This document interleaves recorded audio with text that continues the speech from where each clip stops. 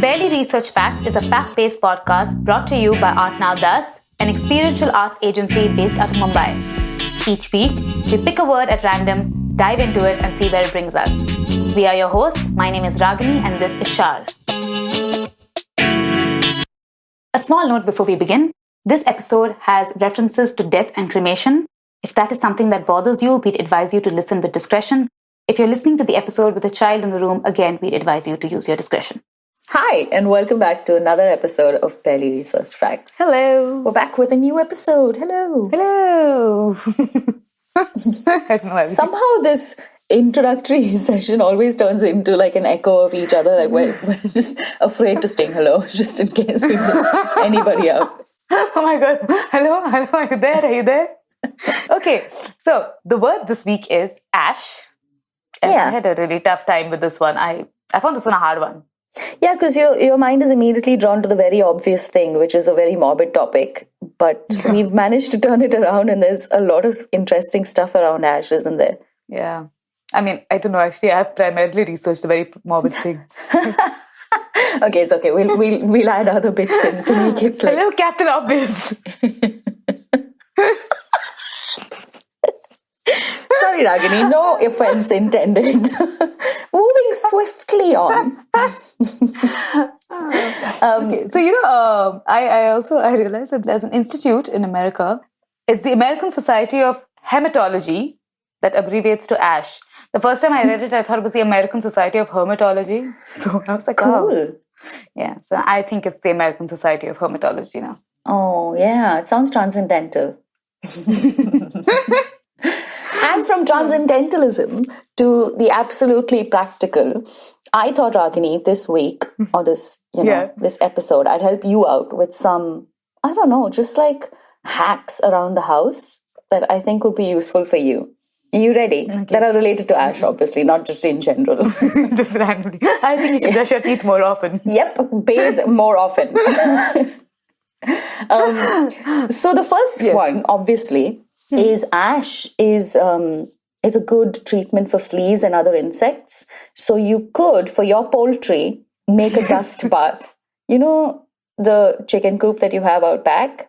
Yeah, I think it's perfect for helping poultry relieve themselves of parasites. So, just all you have to do is just include some on the floor of their coop and you're set to go. Okay, I'll keep that in mind. Thanks, man. Okay. It's just, Now, I know that you live in extreme temperatures, obviously. Yeah. So ash is a great ice melt. So So you know how they put salt down to melt ice? Well, ash does pretty much the same thing. The natural minerals in the wood ash, they work the same way as salt does to melt ice. So when they sprinkle salt on driveways and walkways and things like that, forget salt, Ragini, just put ash down. I can just put ash. Oh, okay. Wow. Yeah, this is really going to help me in the 40 degrees that I live in. Yes. The next one, again, because I know you're so fond of going on your long drives in your car. Yes, I am. And you're so good at... I am a fabulous driver. You definitely are. Never crash my car, ever. And also, you love maintaining the exterior and the interior of the car. Oh, yeah. I'm a big car buff. Mm-hmm. So if you have, cloudy headlights, when scratches appear on the head, obviously, what am I saying? You know this. Of course I know this, yeah. So you could make a rubbing paste from wood ash that you could rub on it. And because it is quite abrasive, it'll help smooth those scratches out. And this is actually a good tip. It is actually. What do you mean actually? I can definitely pass this on to somebody else. Mm-hmm. I did mention to Dean, who's a big car buff. What do you think about using wood? I sense a pattern. And he said his exact enthusiastic words were, I guess you could. If you wanted to. There you have it. There you have it, folks. I think we've had this validated. This particular use was validated. Yes. Mm-hmm. And then the last one is if you ever wanted to get tattooed, Ragini, I have just the thing for you. Ash has been known to have been used discovered in archaeological digs for tattoos. So we'll come to that a little later if you want. Ooh. Because if I choose not to, we won't. It's very considerate of you. Thank you. It's a very democratic podcast. This. So that's all the tips that you can get from me for Ash. If you need any more, I'm sorry, you're going to have to look them up. Okay. These are the ones I thought most relevant to you. I appreciate it. It's very considerate of you. Thank you. Just rushing now to get my weekly supply of ash. So now going from wood ash to volcanic ash. This one might also be interesting to you, Ragini. Yes. Okay, I'm going to stop doing that. Well, that supermarket list is really growing. So do you remember the Icelandic volcanic eruption? Introduce volcanic eruption? Okay. No, I haven't heard of the volcanic. So forget the erection. Have you heard of the eruption? Okay, no. So there was this in 2010. There was this volcano in Iceland called Eyjafjallajökull. Damn it! I lost it. So after the 12th attempt at me pronouncing this word, there was a volcano that erupted in 2010. It was called Eyjafjallajökull. I managed it, Ragini. I feel like playing like Rocky music here. So it erupted and it caused enormous disruption to air travel. And it was sudden, and it was, obviously everybody with their first world problems and other problems were hugely discomforted inconvenienced. So why you ask? Why is volcanic ash so disruptive for air travel? So volcanic ash, it's made up of tiny little glass particles. And it's pulverized rock and glass particles and minerals and things like that, silica, which is glass. And it can go obviously tens and thousands of feet into the air, which is what jet cruising altitude is. So what happens is the silica in the volcanic ash gets into the jet engine. It melts because it has a lower melting point than the other things around it in the jet engine. It melts and it creates a layer over the blades. Now, obviously, this could be a very simplistic explanation, but I am a simple human being. Yes. So that's what you get. So it melts and then it creates a layer on these propeller blades. Now, I was watching a BBC Sounds video about it and they explained it really interestingly. They said that the function of the blades is so hampered by any extraneous material on it because it's designed to be like exactly the thickness it is, and if it's any less or more, it affects the function of it. It causes the engines to fail slowly, one by one, which is, I'm sure, amazing for the people sitting inside the aircraft where it happened, because in 1982, a British Airways 747 flew through a plume of ash thrown by the eruption of Mount Galangang. We'll come back to the name later in maybe another episode because it's fantastic. Just off Jakarta. And it was at 37,000 feet when one engine failed. And then they did all the shutdown drills, etc. But then within a minute, another engine failed. And then two other engines, the last two, failed seconds later. So basically they had to glide at that altitude. Excuse my French, shitting themselves. Because they tried to, at 28,000 feet, they tried to restart the engines. Didn't happen. And thereafter, they had to glide for a little while longer. And internally, what was happening inside the engine was that the cold air was going on this layer, was supercooling this layer of silica that was on the propeller blades. And what happens when silica that is melted gets supercooled is it fragments and it cracks, and it took that amount of time for it to break off. And at 25,000 feet, the crew managed to start one engine, then the other, and slowly thereafter. And then they glided down to an airport, and everybody simultaneously vomited out of stress and tension. That's a presumption. I don't know if they actually did. And so that actually contributed to the research into what happens with when volcanic ash gets into jet engines, and that's why it's such a huge problem. Okay. Moral of the story, if a volcano is erupting in front of you, don't fly through it. Yeah. And also stay away from volcanic erections. Not very good. Yeah. We'll figure out why later. Okay, but so I'm going to go back in time. We'll keep talking about volcanic ashes. But I'm going to go back to about 2,000 years ago. And so the city of Pompeii, which is a province in Naples, in Italy, about 2,000 years ago, it was after the eruption of Mount Vesuvius, it was buried in about 17 feet of volcanic ash.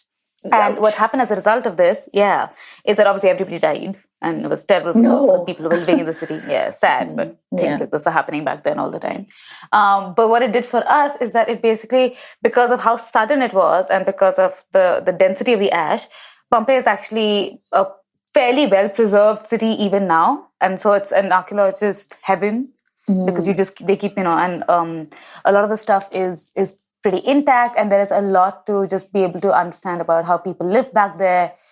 Right from like bodies that have been discovered there, or just belongings of people and houses that are absolutely intact. Wow. And one of the things that was most recently discovered, I love this, by the way, I love it. They found the hinges of this wooden box that has kind of rotted away, but everything within that box is intact. I'm just going to rattle out the list of what was there in the box. There are about 100 little objects. Oh my God, yes. Some of which, yeah, great. Let's just go through a list. All 100. But there was there are buttons made of bone, carved scarab beetles, miniature penises, just because, that's what people keep in little boxes, crystals, tiny skulls, and little dolls. And so what people now believe is that this was part of some sorcerer's toolkit used for fortune telling and bringing good luck. I don't know how miniature penises contribute to good luck, but I'm glad back in the day they did. That's so interesting. Okay. I'm just going to leave that. Somehow this episode has become really phallic for some reason. But carry on. I thought ash had so much to do with phalluses, the male organ. But so that's what they've discovered. They discovered a sorceress's toolkit in the ashes of Pompeii. Wow. Yeah, quite cool, right? And so they also believe that this was, it's unlikely that this person was the owner of the house or was a wealthy citizen of Pompeii. And so it's likely a slave or a servant who lived and worked in that house. And so now they're trying to they've also discovered 10 bodies, and they're trying to find out who this kit could have belonged to and what her background was. Amazing. I'm always amazed by things like this. Same. You take me into the past or you take me into the future. And by future, I mean space. I don't know why I think that's the future. Just take me away from the here and now. Yep.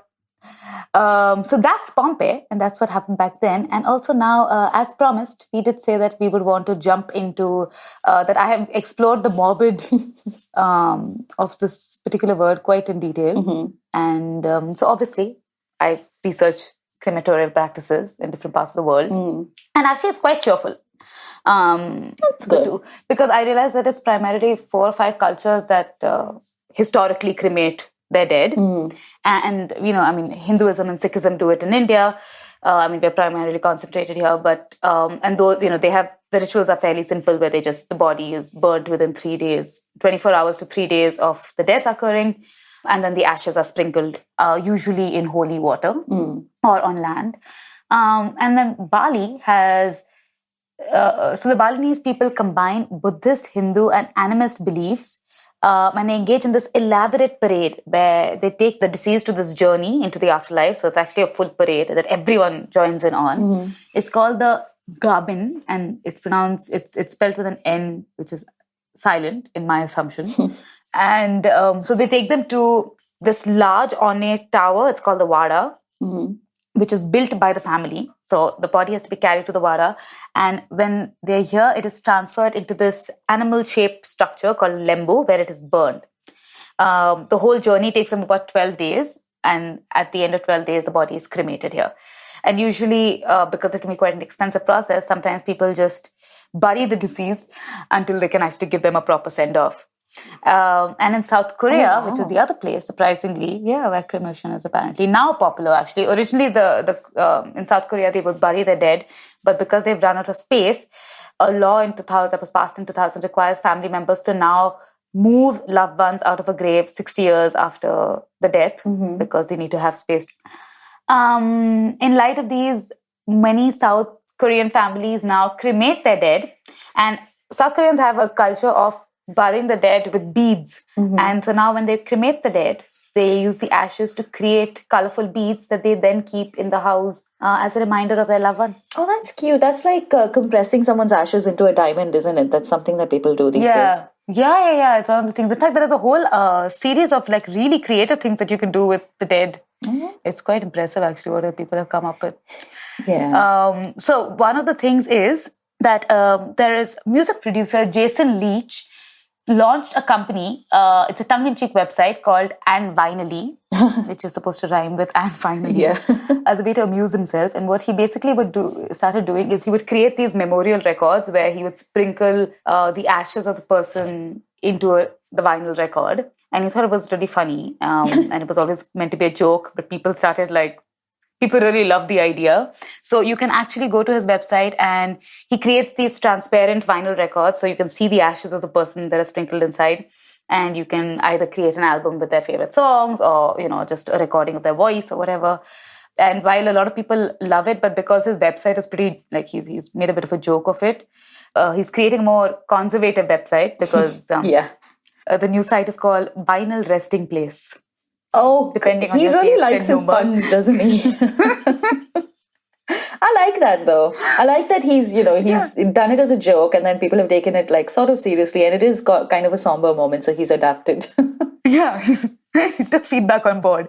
That's really cool. They're also apparently and this like I'm hugely like into anything that saves the environment. Apparently, death is a nasty business, man, for the environment. Oh. There's a huge environmental cost of people dying, including, so people turn to cremation because apparently it's marginally better, but not so much so. So there is a company called Koyo. They've started eco-burials. And you can basically bury the person in a burial suit. And the suit is that's lined with spores. And so when the body decomposes, it can grow into a tree. And it grows into mushrooms.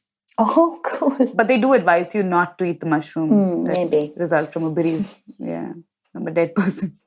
Oof. So I don't know how I feel about that, but it's still interesting. Yeah, lots of people don't. They've come into some kind of, there's been a little bit of, what is the word I'm looking controversy? For? Yes, thank you. They've come into a bit of controversy over it. I can imagine that happening these days. People get a bit touchy about dead people. I wonder why. I wonder why. So, when you were talking about ashes and the weird things people do with it, obviously a Google deep dive led me to another unusual thing that people can do with a loved one's ashes. Memorial body ink. You could use a portion of your loved one's ashes and put it inside the ink that tattoo artists use with their guns. Then it's just like a normal tattoo, except more expensive. It's a little puffier, I think. Oh God, why do you know that? I just do. It's accurate though. People have said that it tends to be puffier. It's gaining traction. I mean, obviously anything, it's the age of the internet. So the more you can stand out, the better it is in terms of just content online. So there's a lot of stuff online for memorial body ink about whether it's safe, how does it work. I'm not going to endorse it or diss it, but it is something that people do.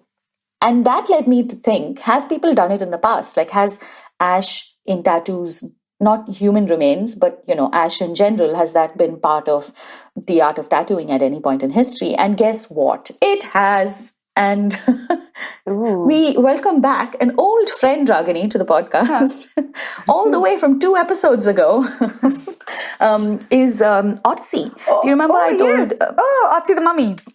The guy with the hat. Yes, Otzi...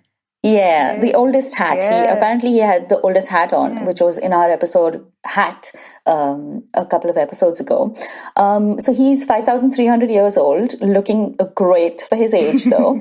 And they've already done everything they possibly could with him in terms of his the contents of his stomach, the clothing he had on, his biology. And then recently they used a new imaging technique, which uncovered previously unknown tattoos. So, which brought his total to 61 tattoos. Wow. Yeah, he had 61 tattoos. And what's interesting is that these tattoos were not just decorative, they apparently could have been related to ancient medicine. A proportion of the 61 tattoos were placed over sites of a previous injury. Oh. So they could have been an ancient medicinal, technique. And he was quite the hipster, wasn't he? Back in the day. Yep. Would you, by the way, ever get... do you think you would do any of these things with your ashes if you were to die? Like, would you recommend your loved ones do this to you? Well, my loved ones can do what they want with my ashes, really. I think I'm not bothered. I think it'd be up to them, wouldn't it? Like, if my sister wanted to get a tattoo of with my ashes, I'd say, go for it, sister. You'd say, go for it. Yeah. From the beyond, I'd be completely approving. Yeah, I think, I don't know if I'd want to be made into I think of all of them, I'd like to be made into a diamond. Yeah. Is what but it's quite an expensive process. Well, that's their problem. Yeah. Also, it's a lot of pressure on you. This is true. This is true. I have been dying to say this all episode, by the way. Dying. Okay, but with that very well placed would you have your ashes launched into space? Yes, I would. No, actually, maybe not. I don't know. Because that's the thing. Give me a second. Let me think about it. Okay, you think about it while I tell you the story of Gene Roddenberry. So Gene Roddenberry was the creator of Star Trek. I'm not sure you're a fan, but my husband is a huge Trekkie, and I'm sure he's on the other side of this door listening, wondering whether I'm telling you details that are correct. So when he passed away in 1992, I think, his wife, Major Roddenberry, she requested NASA if they could carry out his ultimate wish, which was to be launched. He wanted to go into space, but obviously once he had passed away, she said that, could you take his ashes into space? And they did. And then they didn't. Wow. NASA. I've always said that the moon landing can't be a hoax because so many people cannot possibly keep a secret. But credit to them, they kept the secret for 2 years. And it came out only 2 years later that he had been taken into space aboard the Space Shuttle Columbia. Wow. Yeah. Oh, but that is a sweet thing to do. It is. Oh, and we are recording this episode just before Valentine's Day. So it's a very sweet gesture to talk about. Because she knew what he wanted and, she made it happen. So basically, Major Roddenberry launched her husband's remains into space, like a portion of them. Wow.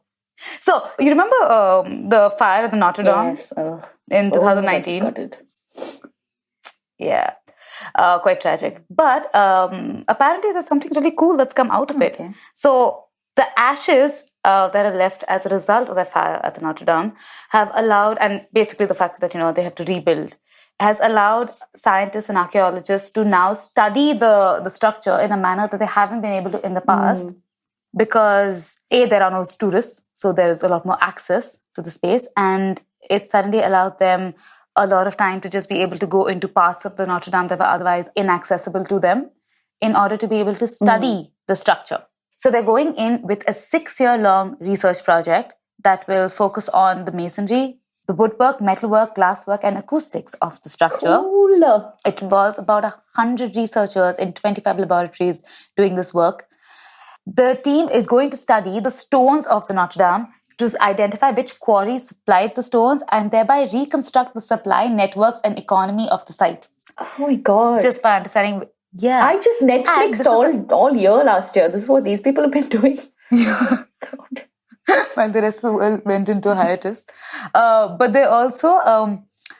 a team of about 50 people is just focusing on the woodwork of the Notre Dame. And most of it is either burnt away as a result of the fire or it's extremely charred.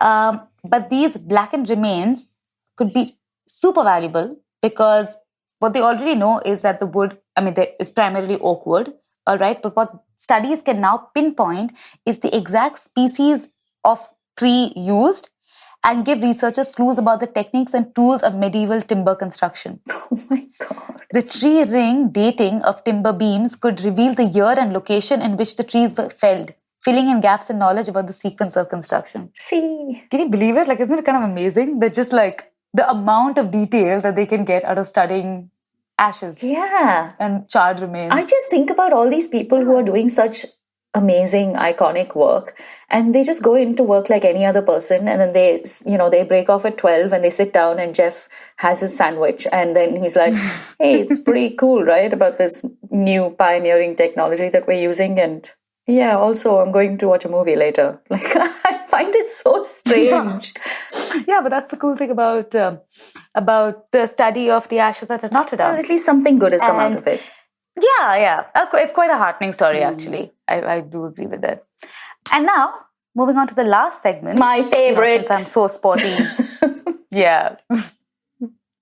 Also, since I'm so sporty and I know everything about sports, and I'm an avid sports follower, you know that. You love the sports, Ragini. If there's anything I know about you, you love the sports. Yeah, I love the sports, correct. Car buff and sports, two things I'm passionate about. But I am going to talk about, and I'm going to persevere with this, but I'm going to talk about the Ashes Test cricket. Oh, yeah. And now, for those of you who don't know, the Ashes is it's a Test cricket between England and Australia. But apparently, for the first time, England lost to Australia on home soil in 1882. And the Sporting Times carried a mock obituary of English cricket, which concluded that the body will be cremated and the ashes taken to Australia. And basically, this concept caught the imagination of the sporting public. And when the English team was going back to Australia, the captain of the English team, Ivor Bligh, set off to tour and vowed to return with the ashes, or with this, which became basically defend the ashes of the English and bring them back. So while he was there, after England had won 2 out of the 3 tests on tour, a small urn was presented to Bligh as a symbolic gesture by a group of Melbourne women, including someone who would eventually become his wife. Like this group of women, and Florence Morphy, whom he then married within the year. And when he died, she donated the urn to the MCC. So the whole idea of the Ashes is that nobody knows what's inside the urn. But now the match is called the Ashes series. There are rumors that it could be the charred remains of a ball or the stumps or the outer case of a ball, but nobody really knows what's in there. And while the urn has now become what's officially passed on to the team that wins the Ashes series, the original urn actually never leaves England. Because it's too fragile now to leave England. But basically that's the story of how the Ashes got its name. Oh, good job, Ragini. You made me... well done. I really managed to get that information through. I think it's been... Yes, I do feel. It's been really enlightening. Quite an eye-opening for both of us included. So we've taken a long journey from volcanic erections to other phallic objects to a cricket match. So I think we're done for this episode. We'll see you the next episode. See you soon. Bye. That's it for today. Our episode this week was edited by Rahul Shinde. Music for the episode is by Charita Arora. If you liked the episode, if you'd like to reach out to us about the episode, or if you have a word that you would like us to research, write into us. We'd love to hear from you. We're on Instagram as Barely Research Facts, or you could visit our website www.artnowthus.in. We'll see you next time.